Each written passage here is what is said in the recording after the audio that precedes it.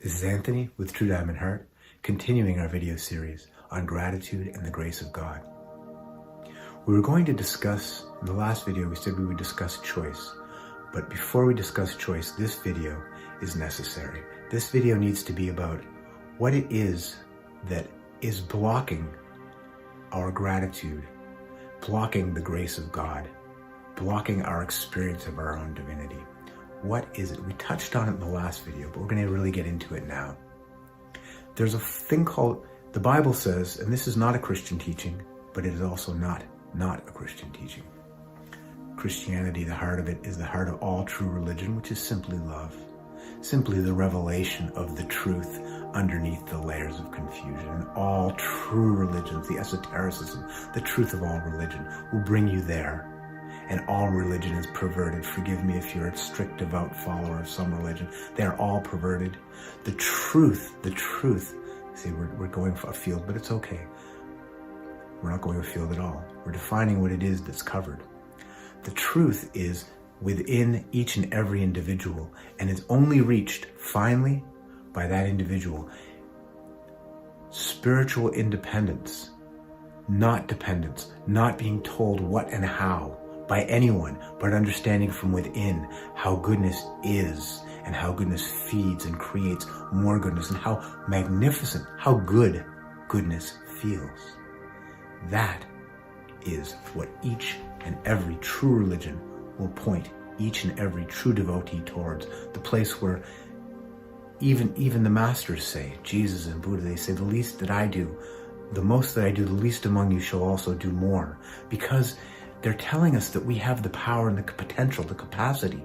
We are in the image of the divine, under the confusion of the undivine. Now, what is the confusion of the non-divine? Perhaps it is part of the divine, perhaps it's the divine play, but what is the confusion that blocks our individual understanding, experience, and expansion, both personally and interpersonally, and through time and space, of divinity? Divinity being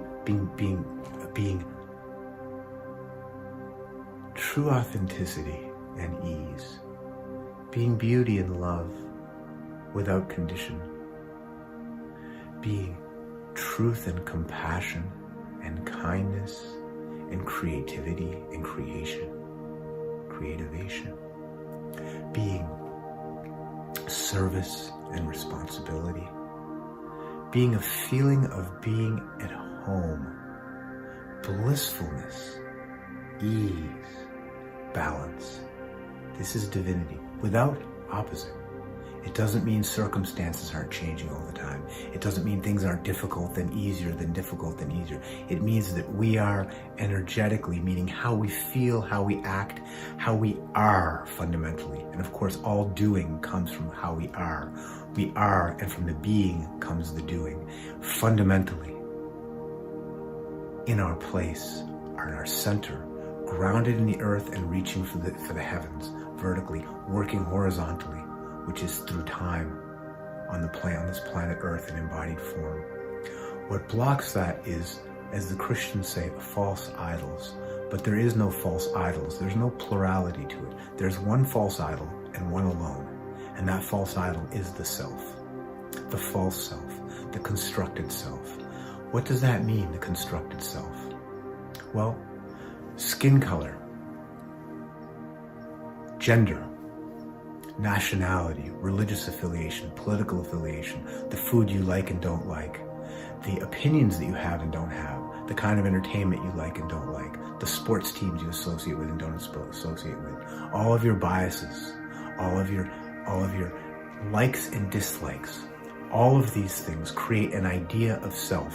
Now, at the beginning, when you were a little defenseless child, they program these things deep into your father like this sports team and your mother like that religion, and everyone around you told you that because you had this body type you had to wear these kind of clothes and these color clothes and behave in this way and not in that way, and these are your interests and those aren't your interests, and all these continued definitions of, oh, good little boys don't do that, oh, girls don't play with those toys, all these things all these things. Oh, you're too little for that. You're too big for that. Not meaning you're factually too little to drive a car, meaning you're too little because it's not the role of a child to think this way or to be this way. It's not the role of a person with this skin color to speak that way, or with these physical characteristics of the body to behave or think that way. And as we grow older, we start to, especially through adolescence, we start to seek for identity. Who am I?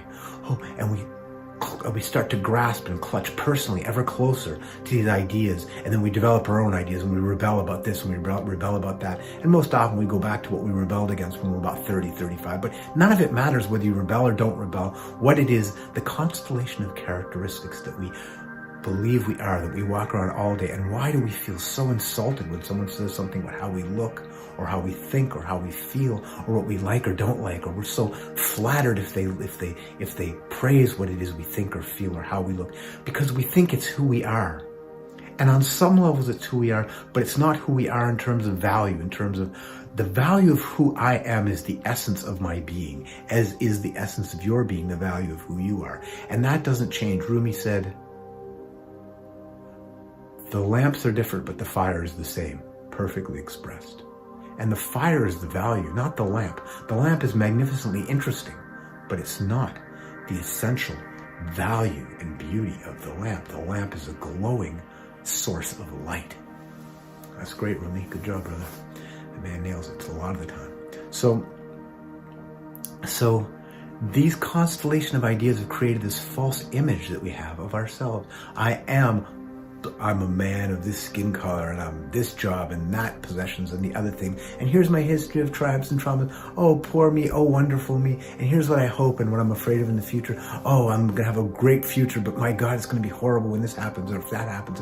And full of fear, always trying to hold everything together, which is why we're so touchy. So touchy. Something happens to 1,000 things can happen to 1,000 people right next to us. And then something a tenth the size of it happens to us, and we vibrate like the earth is shaking, because our earth is shaking, because our sense of who we are is everything. Okay, so it doesn't matter if the horn honks or the cat meows, because here we learn to focus, because focus is the decision. We're going to speak about decisions next time.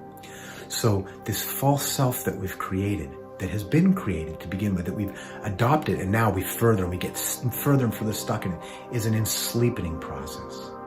And it tortures us because it's always changing. By the time you're used to being young, you're middle-aged. And then you're scrambling to get your middle age together, and then you're old, and you're scrambling to get your old age together, and you're dead. And this is just a dramatic example of everything that's happening, because we're in no control of all of these things. Yes, a little bit, you can use a skin cream, or you can change your clothes, or you can get plastic surgery, or you can buy this thing, or you can attain the money or the sex or whatever it is. Maybe if you're lucky, combined with some series of talent and other things like that, you can, a lot of luck. You can get it for a while, but you're going to lose it, and you're always in danger, and you always want more, and it's always so fragile and so touchy and so insecure. And it's blocking the view, this little self-idolatry. It's like being so short-sighted. All you can see is this far in front of you and what's happening in this little sphere that is your little sphere. And as soon as you get the ability to see, you start to see, wow, and you see through this little bubble, and you see the magnificence of creation. And as you see the magnificence of creation, to the furthest star, and into the center of the tiniest atom and the most tiniest vibrating string. And as you get this sense of size, start to see time dissolve and space dissolve, and all things, the similarity, and yet the magnificent diversity of all manifest reality. You start to appreciate that it's all reflected holographically and holistically and expressed in this little self. Then you start to feel amazing. And it doesn't matter that circumstances do this. And we stop being touchy, because it doesn't matter nearly as much what happens. The guy gets the sex, he doesn't get the sex. The guy gets the car, he doesn't get the car. The guy gets the attention, he doesn't get the attention. That person likes him, that person dislikes him. Yeah, maybe it makes me feel a little bit good, but it's not central, because the central connection is that magnificence. And like the depths of the ocean, the drop doesn't worry about the depths of the ocean if it is the ocean. If it's the little drop, it's worried, am I going to have a piece of me taken to this thing? Is part of me going to evaporate? What's going to happen? If I am the ocean, some of me evaporates and falls back to me. This magnificent moving currents and depths of calm and unbelievable storms on top. But finally, It is eternal and calm and unchanging and magnificent. Yes, complete diversity, never the same, but always in its depths, constant, dependable, at perfect peace and ease with itself. And that is what grace opens. The gratitude opens that. The grace of God. Gratitude opens the grace which opens. It's all opening doors, opening more doors, opening doors. And God, Him, herself, God itself, God is the experience. Now, God doesn't need us to have personal experience to be God. And grace doesn't need us to walk through the door. Gratitude to open the door of grace, to open the door of gratitude, to open the door, and the ever-expanding, ever-opening door of love and light, which is the experience of God. It doesn't need us to become conscious and do our work. We're going to discuss that next time. But if we do the work, and we move through these doors, and we start to actually become an experience, then we've increased the body of love. God is fully complete, and yet we expand God by becoming godlike. God is ever expansive, and yet when the drop joins the ocean, is the ocean not that much more full? Yes, it is, because it's only made up of drops, and yet it is ocean and has no need for any drop. Magnificent. Next time we'll discuss choice, and then we'll discuss the work, and then we'll do a short meditation. Join us for the next 3 videos, perhaps 4 videos, in our video series on gratefulness and the grace of God. Gratitude.